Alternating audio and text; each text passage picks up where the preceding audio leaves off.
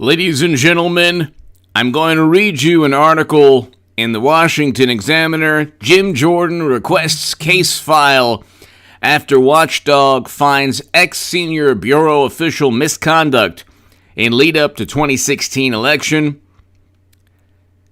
A top House Republican seeks more information about a former senior bureau official who made unauthorized contact and accepted unapproved gifts from members of the media in the run-up to the 2016. Representative Jim Jordan of Ohio, the ranking member of the House Judiciary Committee, wrote a letter on Wednesday to the Justice Department Inspector General Michael Horowitz, who released a summary this week that said his investigation into allegations of misconduct against an unnamed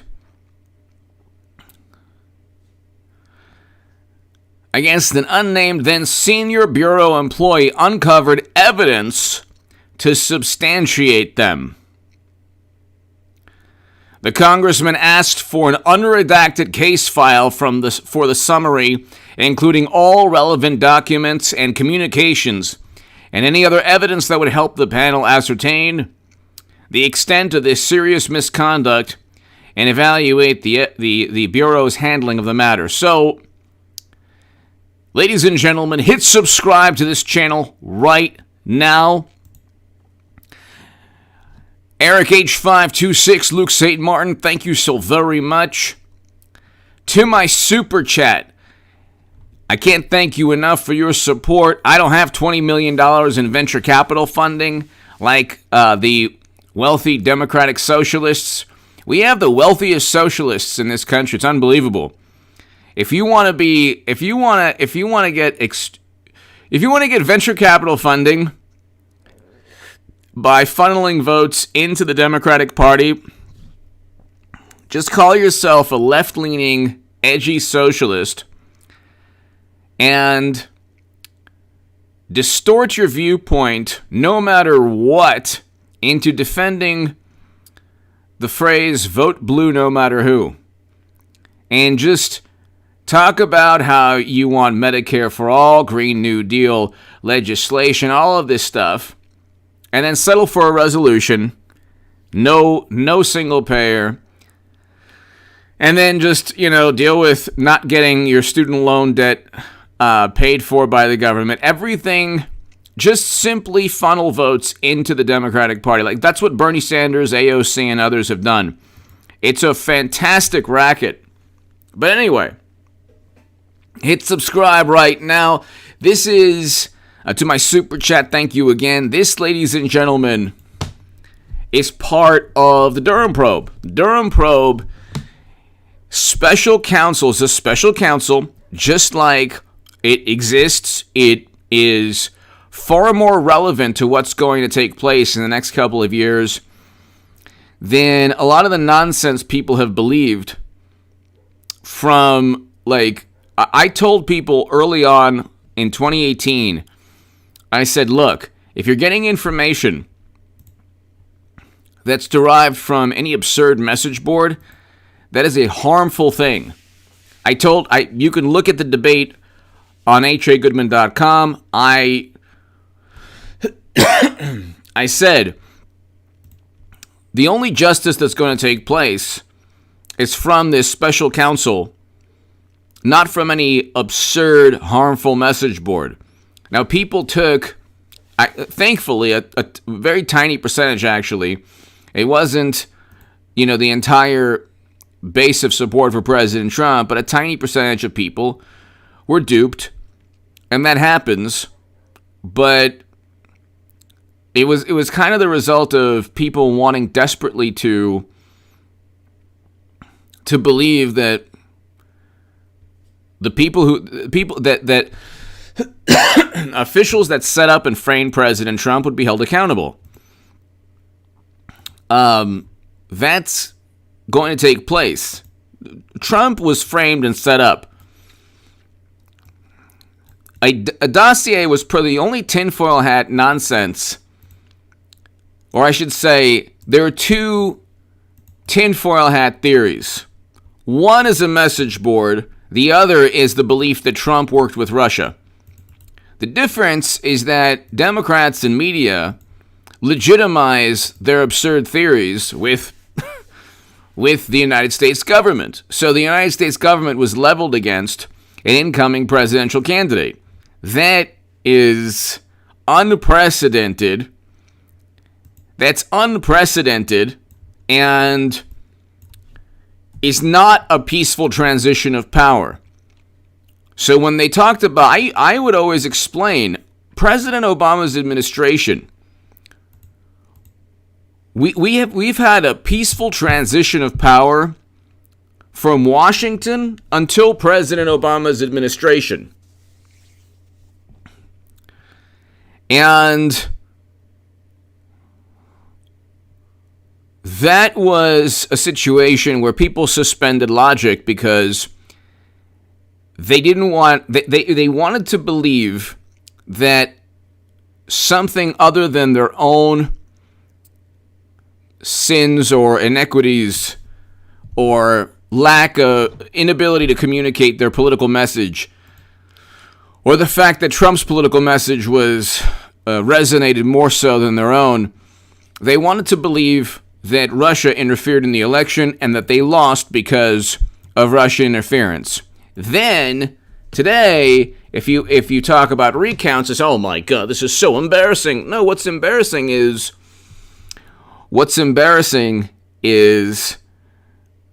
the belief that Facebook ads would swing any outcome.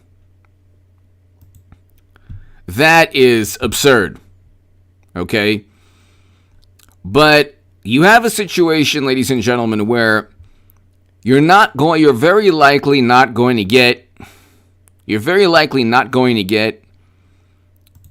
an outcome from the Durham probe until the House is run by Jim Jordan and Devin Nunes, and you have people like Ron DeSantis or Richard Grenell. You have Trump Republicans taking over the House of Representatives. When they talk about a committee, and they say, well, Jim Jordan can't be part of the committee, talking about, several months back, the tragedy several months back. It's like, well, you don't have a committee to address that fateful night when there was a building in flames and a CNN journalist stated the protests were fiery but peaceful. You had $1 to $2 billion in property damage and 25 lives lost according to Wikipedia. Then they say, well, it was for a good cause. The rebuttal is literally, well, it was for justice. But that's injustice. That's immoral. The rebuttal is, well, that's different. I mean, it's for a good cause. The events that took place on that fateful day in January, that wasn't a good cause. Okay, so what's your point? It's still unjust and immoral and criminal to engage in 4 to 5 months of property damage and horrendous violence and clashing with law enforcement. I mean, it's unbelievable the way they differentiate their own sins and their own responsibility and their own culpability to atrocities. You had Democrats bailing out protesters. You had Democrats saying, get in their faces. You had media ignoring hundreds of millions, $1 to $2 billion in property damage. And then the rebuttal is, well, it was for a good cause. And then when McCarthy wants Jim Jordan to be on that committee, they say, well, no, that's absurd. It's like, well, no, Jim Jordan is the future of the Republican Party, the House Republicans. They say, well, look what he did in his past. He was never indicted on anything. This is like, that was the Lincoln Project people reveled in that, and then they were disgraced from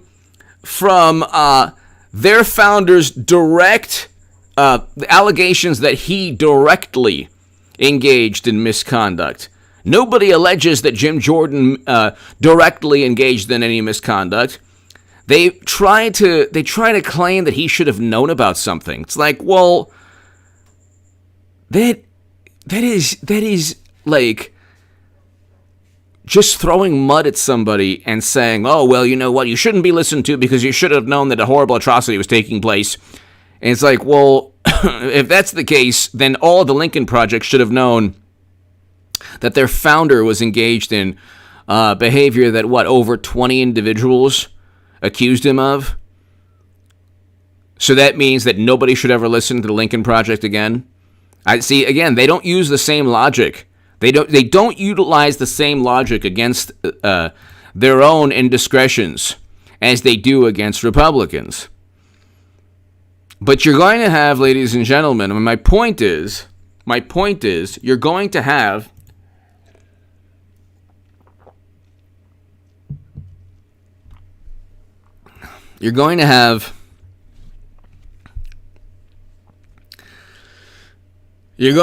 two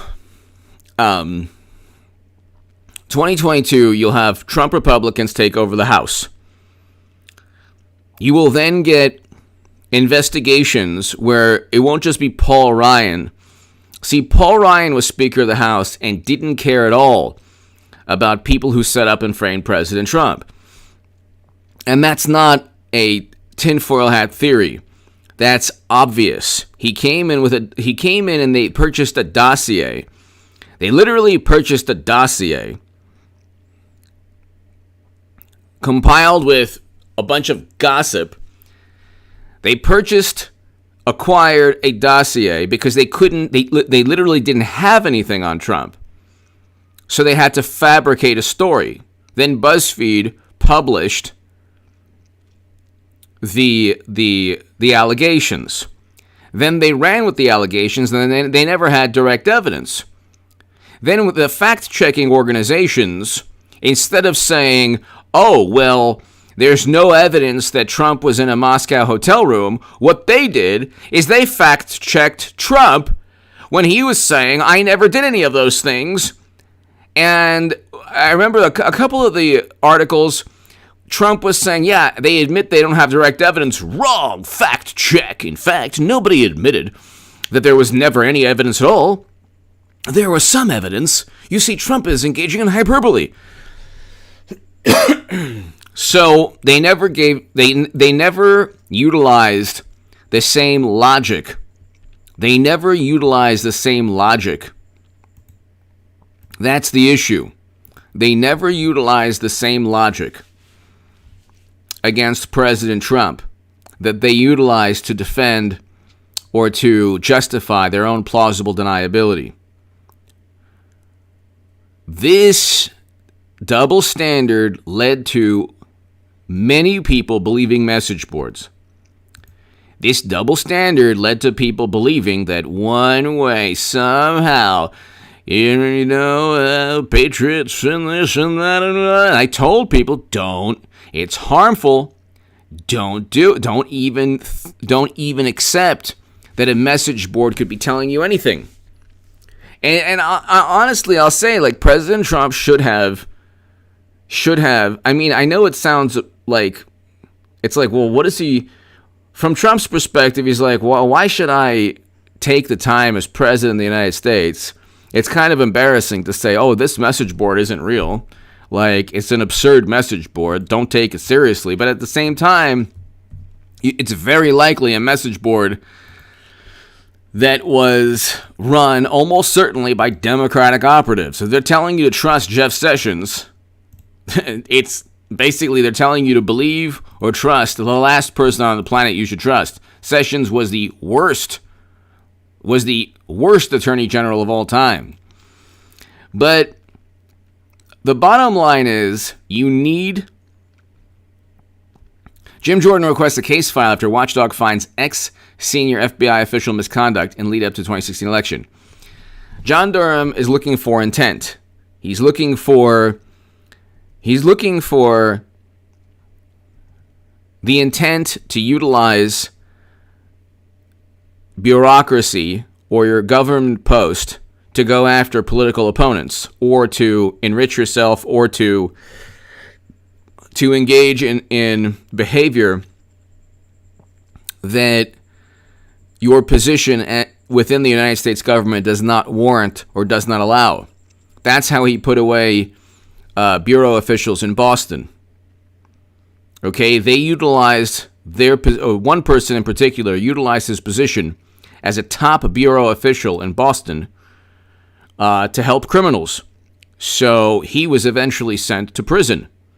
So John Durham already has a record of, finding out how people utilize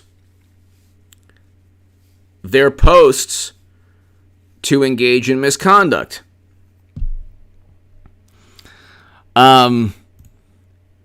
Let's read this.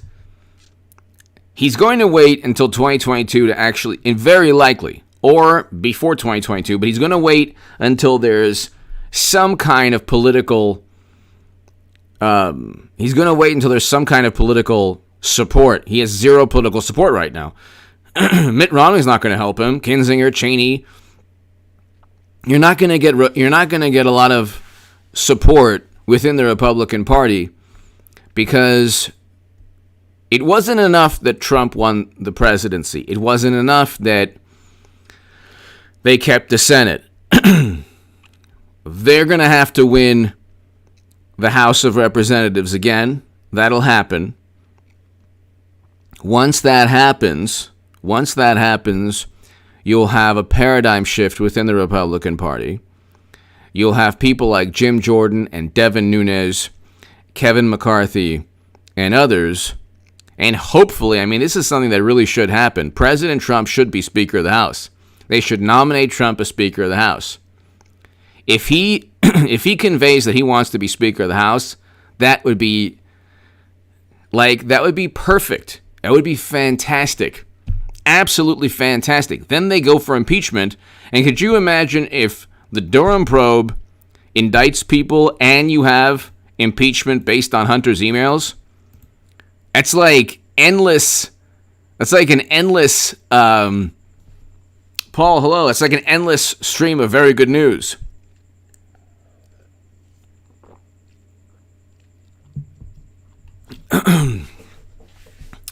Yeah, but like Sessions literally allowed the Mueller probe to take place. Without Sessions, you don't have the Mueller probe. He was the antithesis of somebody anyone should have trusted. He was literally a Democrat. What Trump did was he nominated a top Democrat as Attorney General. He nominated a top Democrat as Attorney General. It's unbelievable. He couldn't have found a worse person. He couldn't have found, and that's why every single moment of Trump's life, he's going after Sessions, trying to disparage him, saying, "Oh, don't vote for him for Senate." The Mueller probe doesn't happen unless you have Jeff Sessions recusing himself and then saying, "Oh, go ahead and investigate this Republicans investigated a Republican president." That never happens. Democrats never investigate themselves. If it's Comey and Clinton, it's like, oh, we couldn't find intent.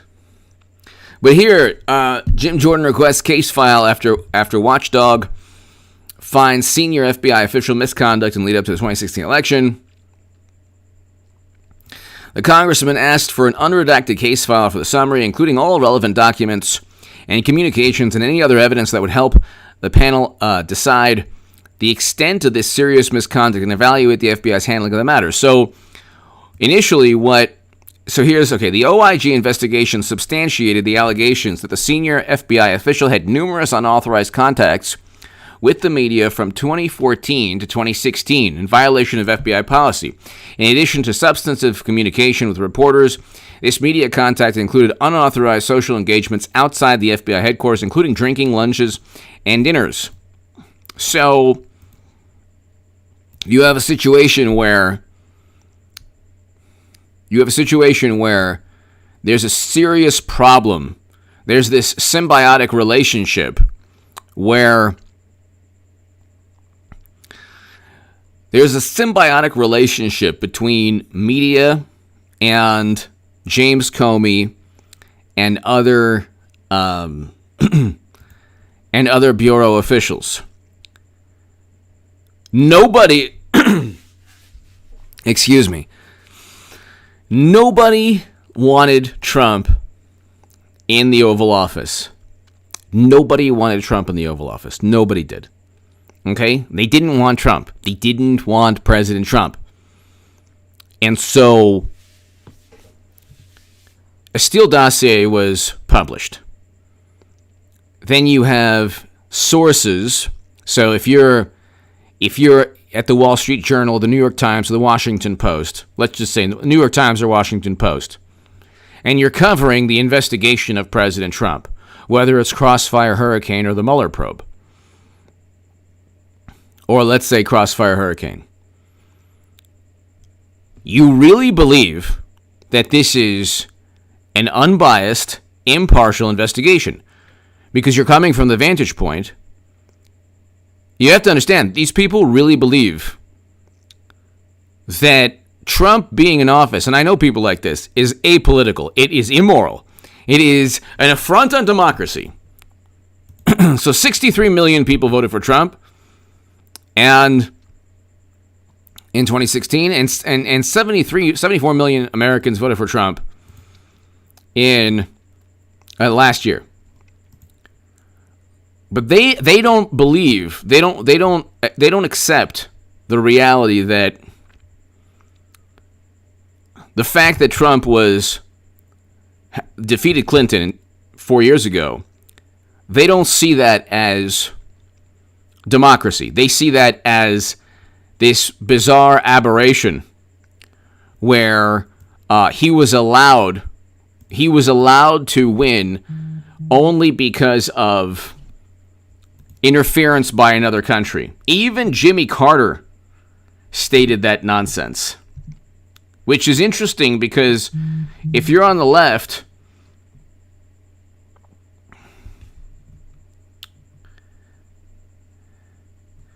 you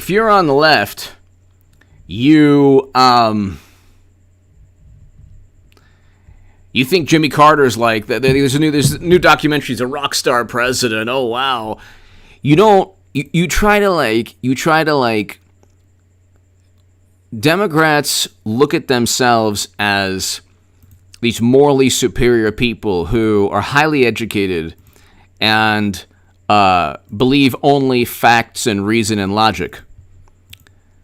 And if you explain to them that Trump never worked with Russia, that's a tinfoil hat theory, that's absurd, they'll look at you and say, well, I don't know about that. You know, these people were unbiased and impartial, and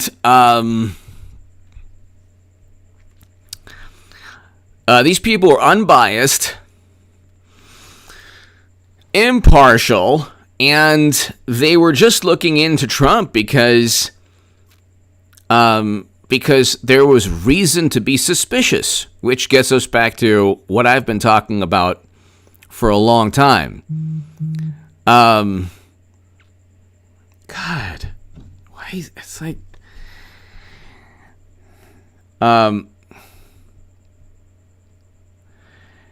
there. Hold on one second.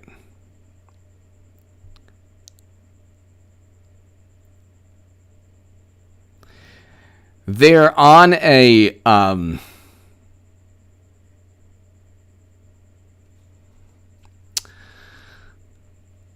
sorry about that. They needed the media to propagate this absurd belief. That's why you had this symbiotic relationship between media and FBI officials. So they needed media and FBI officials to foster this fantasy world. And both, like, the journalists were enamored with having this FBI contact because they felt it was like cloak and dagger stuff and, you know, pretty awesome, and like they have a high level or a mid-level bureau official that they can speak to, and they could find out, you know, the real goods on Trump. So you had like one journalist at a left-leaning publication. It's interesting. It's like you have all the far, you have the liberal Democrats. You have liberal Democrats who basically, you have liberal Democrats who believed without any skepticism the intelligence agencies and bureau officials of a Democratic administration that accused, without any evidence, an incoming Republican of this absurd wrongdoing where he worked with Russian intelligence officials without any direct evidence, and Republicans also believed this. This is unprecedented. But then you had like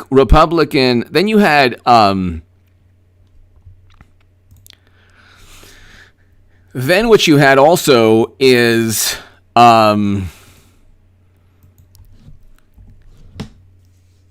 you had these FBI officials getting tickets to baseball games and, you know, invitations to dinners.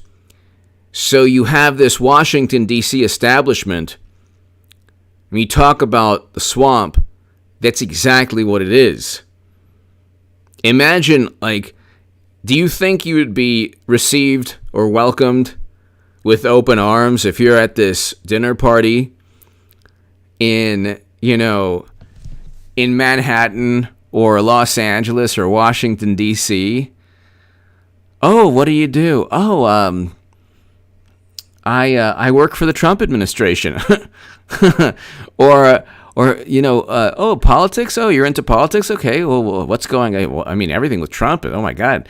Can you imagine? I mean, how did he win? Oh, I voted for him. You what? Check, please. So you have these people who their lives are dependent, and I know this type of person. Their lives are dependent upon their friends, their group. The group of friends that they hang out with. They can't. There are people, ladies and gentlemen, who cannot have a Trump-supporting friend because they don't have a good concept of friendship to begin with. So the embarrassment or the warped viewpoint that it's immoral to know anybody who supports Trump because CNN says he's really horrible and MSNBC and the New York Times, the Washington Post. I mean, there's one Washington Post journalist, but that's really good, actually. So check out my segment prior to this one. But it's like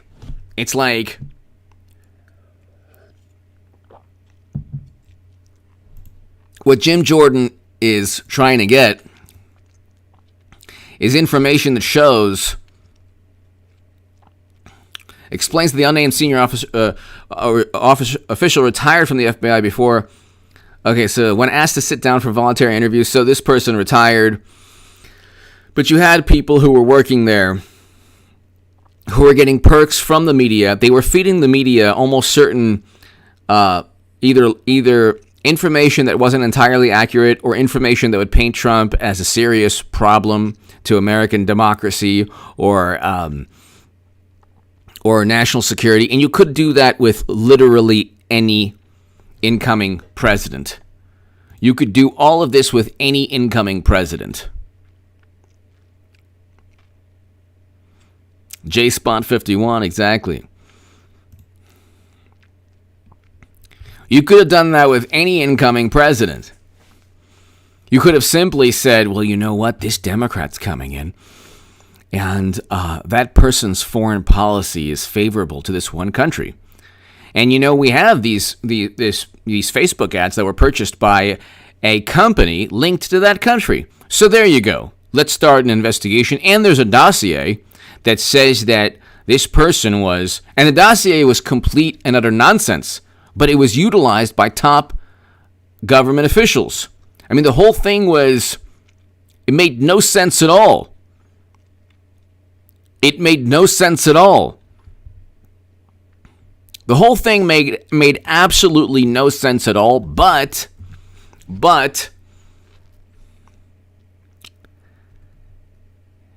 it was like this locomotive or this avalanche of hysteria.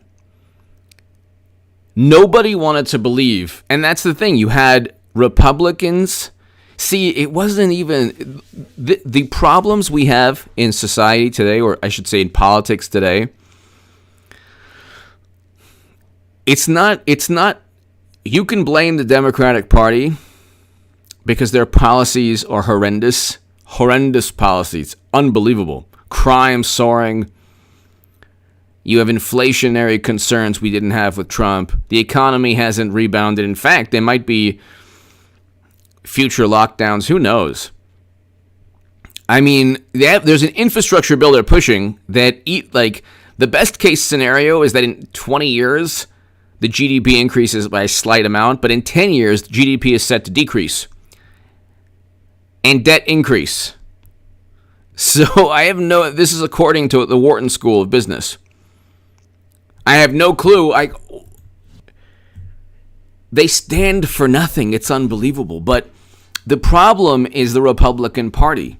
And that goes for everything from, if you want to say, there's social issues that we face, or political problems we face, or there's a double standard in terms of media.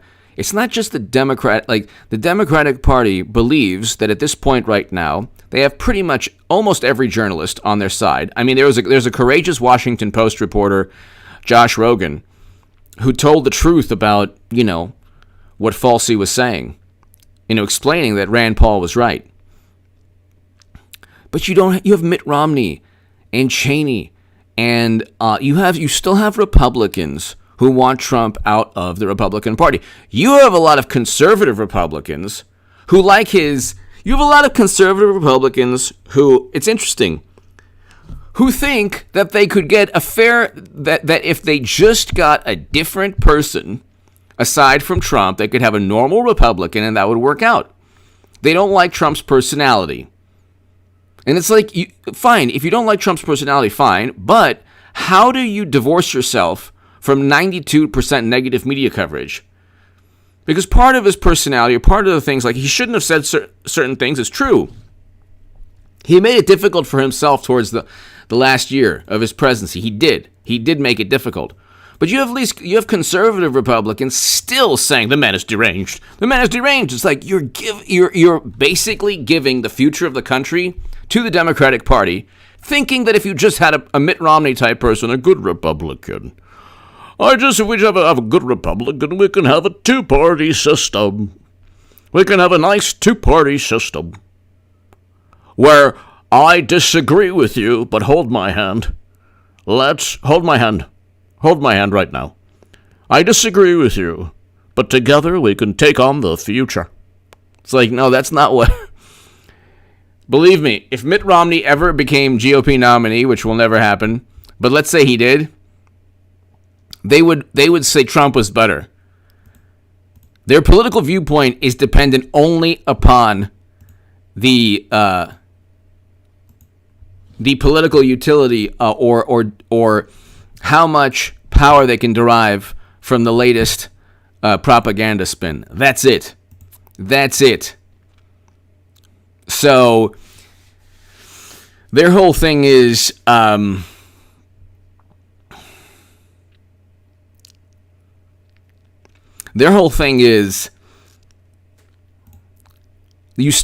have Republicans who don't like his personality, but at the same time,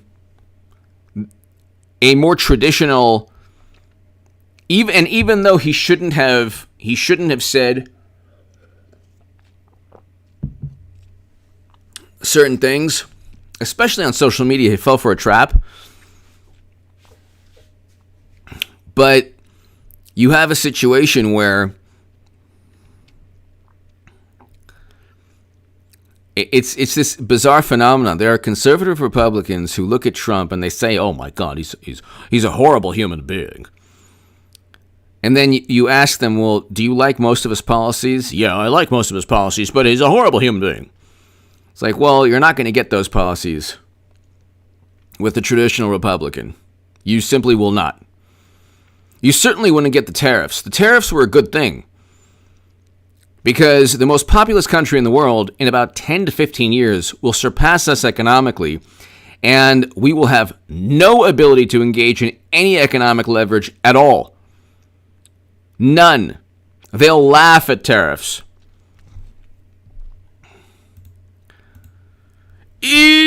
Why are Republicans so weak? Thank you. They're weak because they're two sides. The interesting thing that Trump did, thank you so very much. The interesting thing that Trump did is that he shined a light onto the two-party system that we had before Trump. They're two sides of the same coin. They, when it came to certain issues, tariffs, for example, they were reluctant to utilize that tactic because they said, "Oh, well, there's going to be short-term economic and a short-term economic impact." Well, our economy had record low unemployment when Trump implemented those tariffs, and the tariffs are working, and Biden hasn't reversed them. And the steel CEOs and the AFL-CIO and unions backed those tariffs. But one of the main reasons is that Trump single-handedly reversed U.S. foreign policy. We were in more countries militarily with President Obama than even Bush. It was two sides of the same coin. And President Trump came in and he said, "Look, I want to bring Americans home. I want to scale back U.S. foreign policy."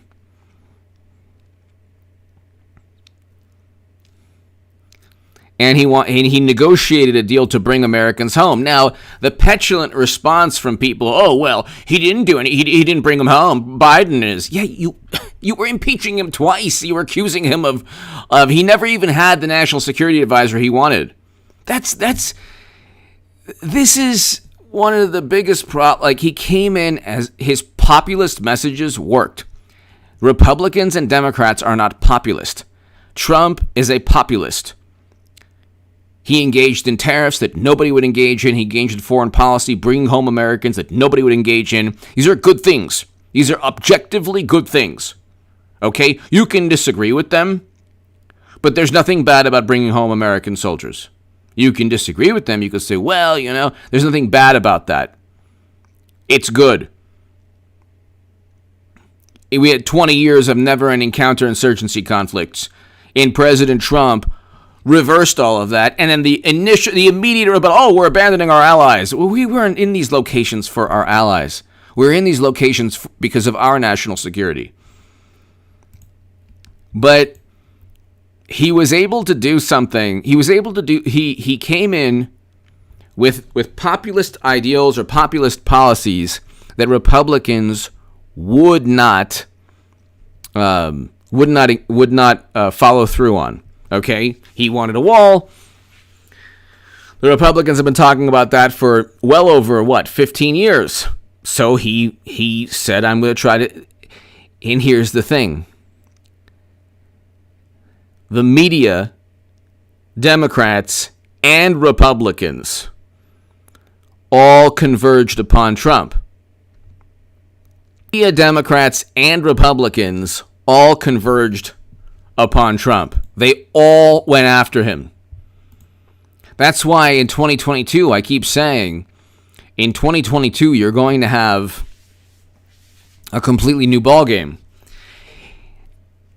When House Republicans impeach, because I think they're going to definitely impeach our beloved President Biden for lying through his teeth.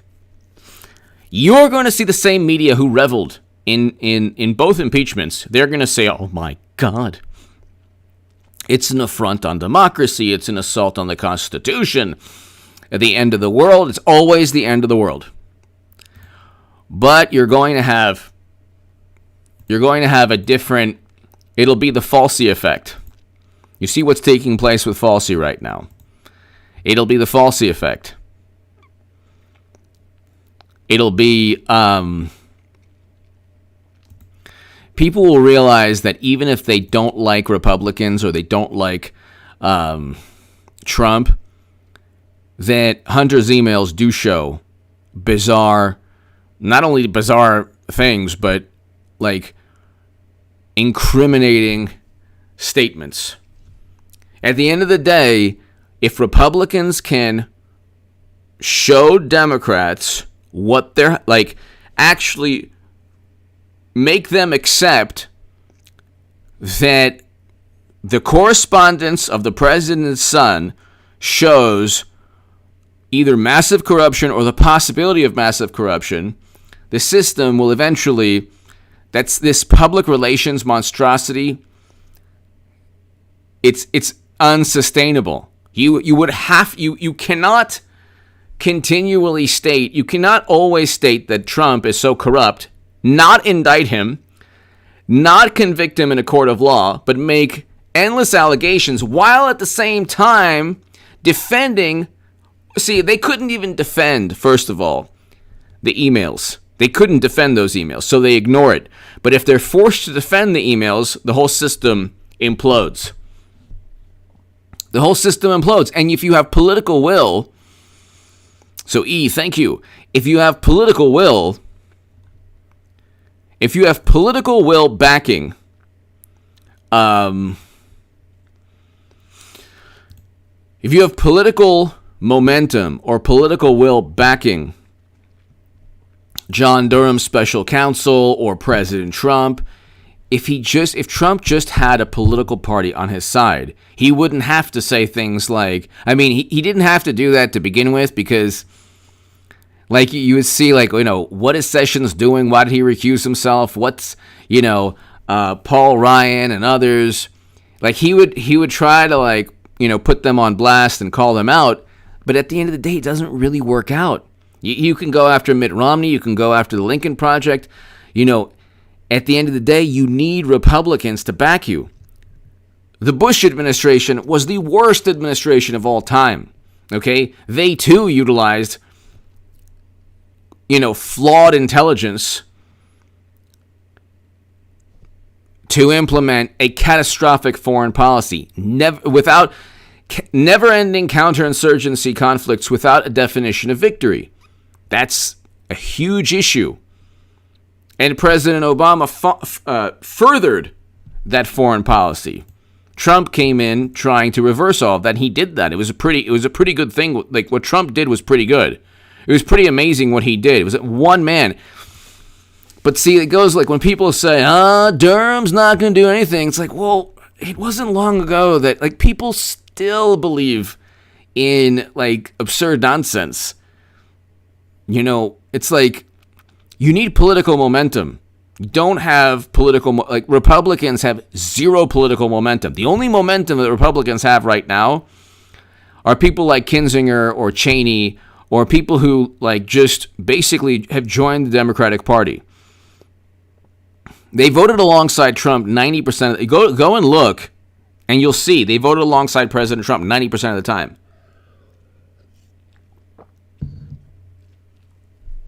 You can go to 538's vote tracker, tracking Congress in the age of Trump.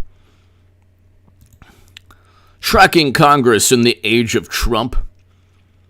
And you can see that they voted alongside President Trump 90% of the time. So why are they getting only positive media coverage? Because they blame Trump for January, because they don't like his personality, because they said, like, even Mitt Romney, he voted to impeach Trump twice, I believe.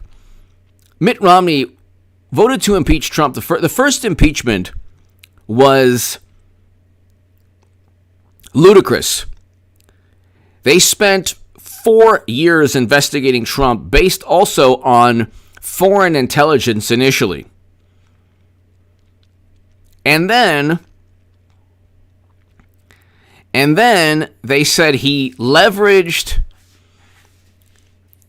President Zelensky of Ukraine, and President Zelensky of Ukraine stated that never happened. Literally, the president of Ukraine stated it never happened. He never forced me to do anything. And he never said he was going to withhold assistance. He never stated any of that stuff. He never backed. You would think that if it happened, he would back the Democratic Party. To force, some kind of foreign policy that was beneficial to him. That never happened. I mean, most Trump controversies and most stories were completely fabricated. That's why they haven't. That's why they haven't gone after him in a court of law. They go after everyone around Trump because, again, that's an example of them not. They go after everyone around Trump. They don't go after everyone around Democrats. You have stock trades, for example, and establishment Republicans. Richard Burr, who was head of the Senate Intelligence Committee, that investigated. You had Richard Burr and Jeff Sessions and, Republicans investigating Trump. He was part of the Senate Intelligence. He was the head of the Senate Intelligence Committee while Republicans held the Senate and the House, and he's investigating a Republican president based on a dossier and a high to moderate confidence assessment of President Obama's intel chiefs. Does that make any sense at all? If you look at things just from the vantage point of basic logic, just basic logic. You look at things just from the vantage point of basic logic, and you see that the problems that we have in our political system, the reason we have these problems is these problems are due to the fact that you have almost one-party rule. We have one functioning political party, the Democratic Party. The Republican Party is not functioning. It is not a functioning political party because President Trump is the only thing that makes it run, and Republicans still can't admit that he is not only the most popular Republican in recent memory, not only does he have 85-90% approval rating within the Republican Party, but his populist messages work, and he's really the only chance that they have to take back the Oval Office. And when they say, well, he cost GOP the Senate, no, he didn't. The fact that Republicans investigated him for 4 years cost the Senate. Because you had these establishment Republicans in Georgia and other places, like, these people don't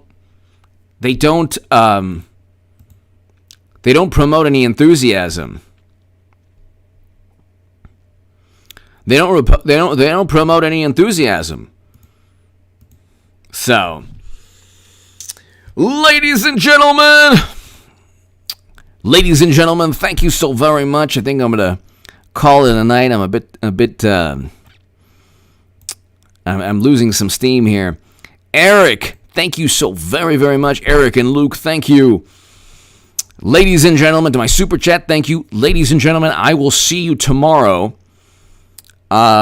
Check out the upload, and I will be here, of course, for the live streams, probably around 6-7 p.m. tomorrow. But check out the upload tomorrow in the morning. And ladies and gentlemen, thank you. God bless. Have a great evening.